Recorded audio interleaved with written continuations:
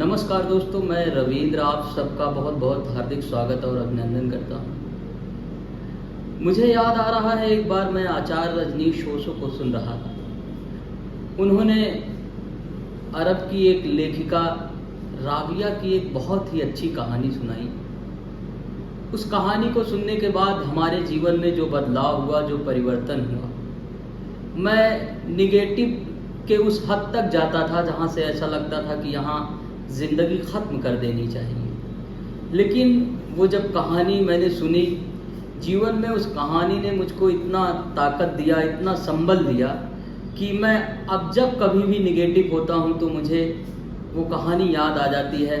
और कहीं ना कहीं वो कहानी मुझे इतना ऊर्जा देती है, इतना उत्साह बढ़ाती है कि मैं अपने जीवन के आगे सफ़र पर ध्यान। लोग भी उस कहानी को सुनेंगे तो निश्चित रूप से आप लोग बहुत प्रभावित होंगे। कहानी कुछ इस प्रकार है। एक बार एक बादशाह अपने मंत्रियों के साथ बैठा हुआ था। बादशाह ने अपने मंत्रियों से कहा कि मुझे एक लाइन का कोई एक ऐसा वाक्य बताएं जिससे मुझे सुकून मिले। मेरे पास इतना समय नहीं है कि मैं ग्रंथ पढ़ूं। सभी मंत्री परेशान हो गए, सोचने लगे कि आखिर एक वाक्य में ऐसी कौन सी बात बता दूं जिससे इनको सुकून मिले, इनको शांति मिले, इनको अच्छा लगे। सब लोग परेशान थे। तभी एक फकीर उन लोगों को दिखा। मंत्रियों ने सोचा कि शायद इस इंसान के पास इस प्रश्न का उत्तर हो। मंत्री लोग जाते हैं और फकीर से पूछते हैं कि आप कोई ऐसा वाक्य बताएं जिससे सुकून मिले। तभी फकीर एक अंगूठी निकालता है और मंत्री को देता है और मंत्री से कहता है कि जाकर बादशाह को इसको पहना देना और बादशाह से ये कहना कि ये अंगूठी तभी निकालेंगे जब उनको लगे कि अब जीवन में कुछ नहीं बचा है, अब तो सब कुछ खत्म हो चुका है, तभी ये मंत्र काम करेगा।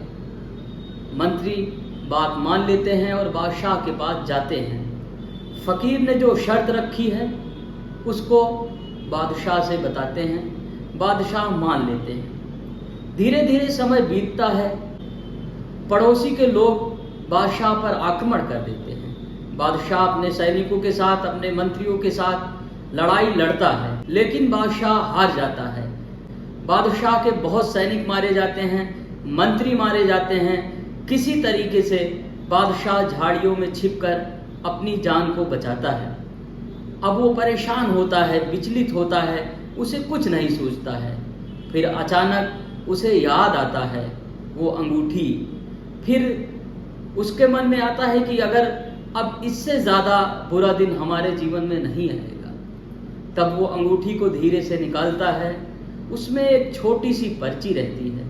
उस पर्ची को देखता है, उसमें एक वाक्य लिखा रहता है। वाक्य ये रहता है कि ये भी बीत जाएगा। उस वाक्य को फिर बादशाह पढ़ता है तो उस मर्म को समझता है और उसके अंदर एक ऊर्जा आती है, एक उत्साह बढ़ता है। उसे ये वाक्य जब मिल गया कि ये भी बीत जाएगा तो धीरे धीरे उसके अंदर जो उत्साह आता है, जो लगन होती है, धीरे धीरे आंतरिक रूप से और बाहरी रूप से उसने अपने सैनिकों को फिर से खड़ा करना शुरू किया। फिर से मंत्रिमंडल का विस्तार किया और फिर पुनः आक्रमण कर दिया पड़ोस पे। और उस आक्रमण में पुनः बादशाह विजयी हो जाता है और पड़ोसी हार जाता है। बेहद प्रसन्नता में बादशाह एक मीटिंग बुलाता है और जश्न का माहौल शुरू करता है। जश्न का माहौल शुरू ही रहता है, तभी अचानक फिर बादशाह को याद आता है। बादशाह फिर वही अंगूठी उतारता है और खोल कर देखता है। वाक्य में लिखा रहता है, ये भी बीत जाएगा। कहानी का मर्म ये है दोस्तों, जीवन में चाहे जितना बुरा कठिन समय आए, चाहे जितना अच्छा समय आए, सभी को बीत जाना है। जब जीवन का हर वक्त बीत जाना है, हर सुख बीत जाना है, हर दुख बीत जाना है, तो जीवन को जिंदा दिली के साथ जिए। बहुत बहुत धन्यवाद, बहुत बहुत धन्यवाद मित्रों। फिर मिलते हैं अगले वीडियो में।